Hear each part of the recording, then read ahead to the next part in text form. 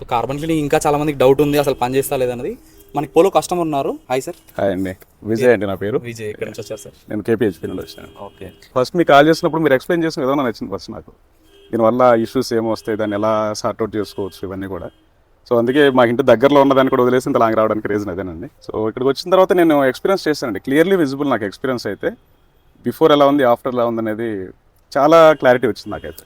మనం first scan చేసాం కదా సార్. అవునండి. స్కాన్ చేస్తే ఆల్రెడీ లీన్ మిక్స్చర్ అని చూపించింది. అవును. సో ఇమీడియట్ గా మనము నాయిస్ ఎక్కువ వస్తుంది అర్థమైన తర్వాత మనం ఆయిల్ చెక్ చేసాం. అవును. ఆయిల్ ఎంత తీసుకొచ్చారు టాప్అప్ కి?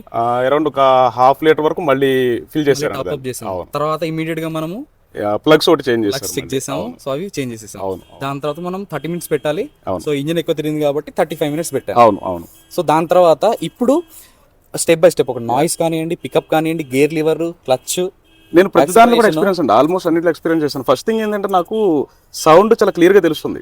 నేను మన ఇప్పుడు క్లీనింగ్ ఇది చేయించే ముందు ఎలాంటి సౌండ్ వచ్చేది, ఇప్పుడు ఎలా ఉందనేది నాకు క్లియర్గా తెలుస్తుంది. అండ్ స్మూత్నెస్ వచ్చింది first thing. Accelerator, break and clutch ఇవన్నీ కూడా నాకు ఇంతకుముందు డ్రైవింగ్ దానికి దీనికి చాలా డిఫరెన్స్ అయితే క్లియర్గా కనిపిస్తుంది.